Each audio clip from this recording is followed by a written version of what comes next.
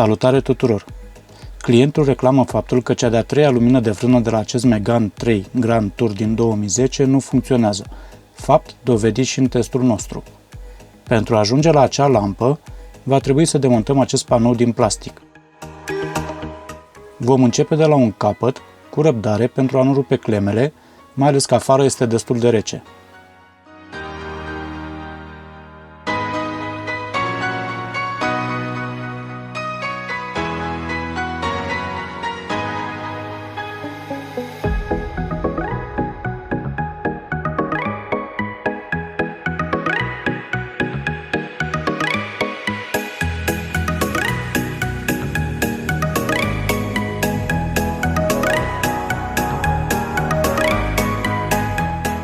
Acesta este fixat cu câte 2 cleme la fiecare capăt, plus încă 3 cleme dispuse pe lungimea sa.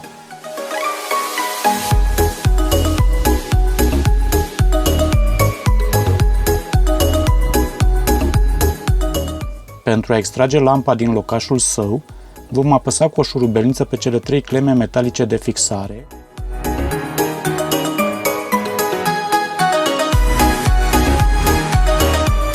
Apoi vom împinge ușor lampa către exterior, suficient cât să se slăbească clemele de fixare.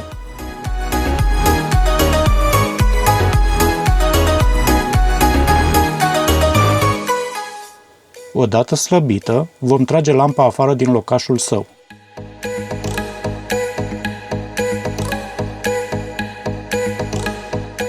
Acestea sunt cele 3 cleme de fixare a lămpii.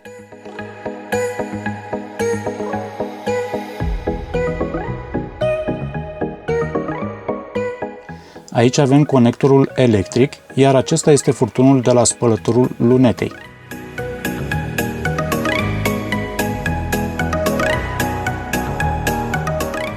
Dacă tot am demontat lampa, verificăm și integritatea garniturii cu care este prevăzută, garnitură care nu lasă apa să pătrundă în habitacul. Cu grijă, vom declipsa conectorul electric și vom scoate lampa din socul său.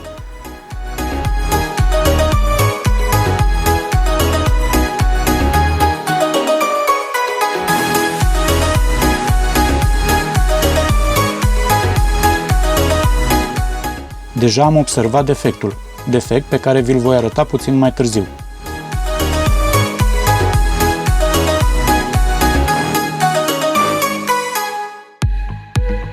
Eu am declipsat conectorul direct de pe cablajul electronic.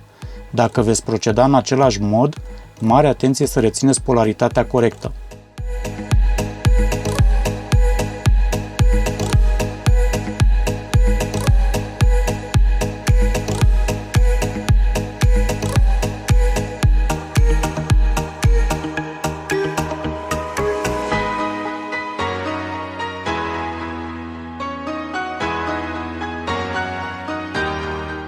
După cum vă spuneam, încă de când demontam lampa, am observat defectul.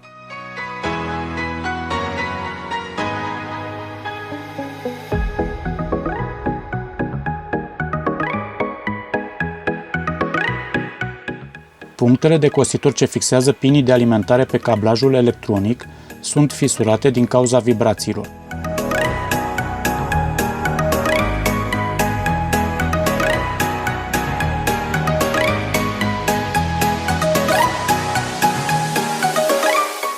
Vom extrage cablajul din difuzorul de lumină pentru a reface punctele de cositor afectate.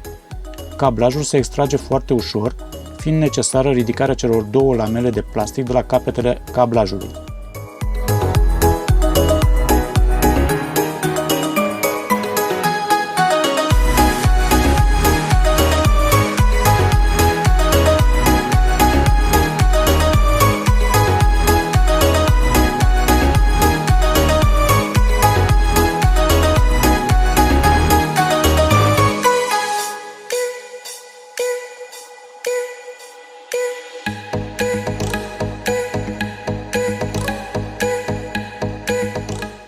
Deoarece am observat defectul încă de la demontare, nu am mai verificat cablajul mașinii, presupunând că acela este intact.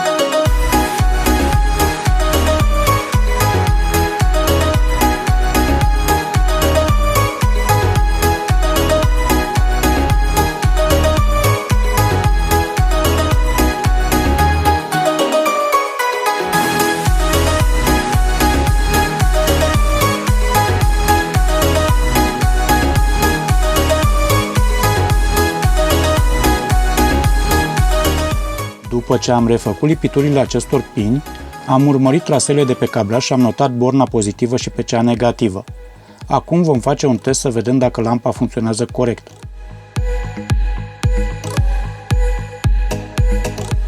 Deoarece nu am la îndemână o sursă de 12V curent continuu, voi folosi o baterie de 6V. Sunt sigur că lampa va funcționa, dar va avea o intensitate luminoasă mai scăzută.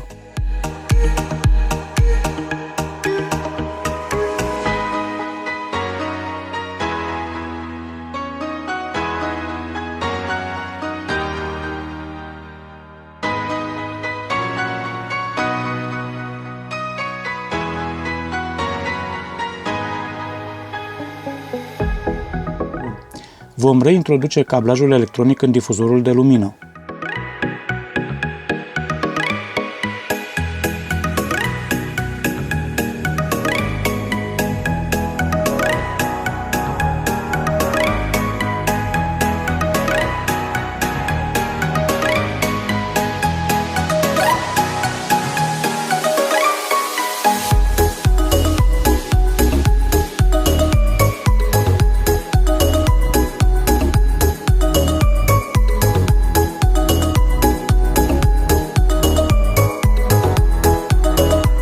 Vom introduce lampa în soclul ei, lucru destul de dificil cu o singură mână, și vom mai face un test înainte de a monta totul la loc.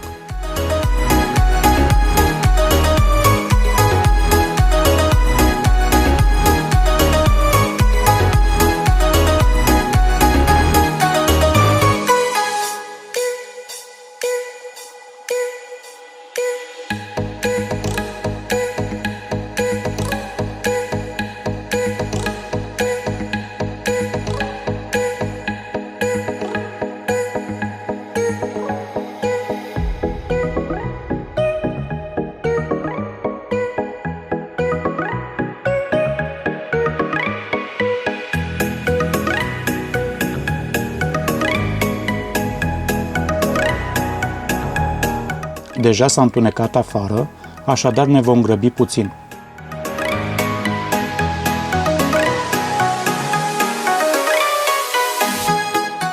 Mare atenție la montarea corectă a conectorului pe pinii cablajului electronic.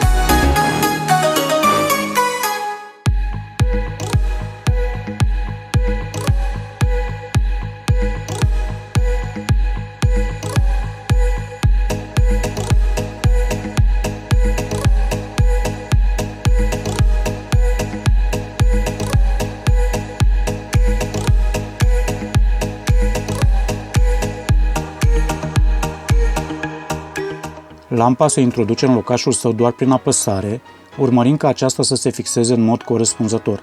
Se aude un click de fixare, pentru a nu crea infiltrații de apă.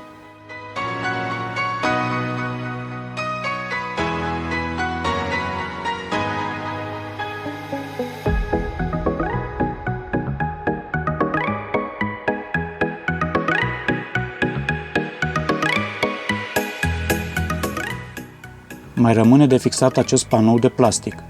Vom alinia clemele de pe panou cu găurile din haion și vom presa panoul în locașul său.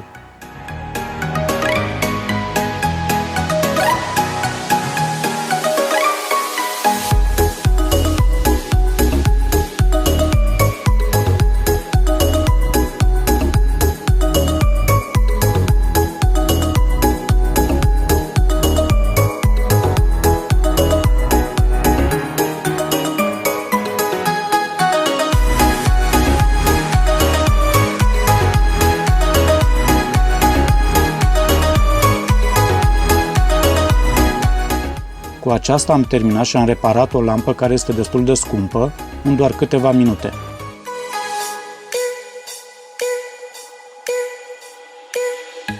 Sper că informația vă este de folos. Pe curând!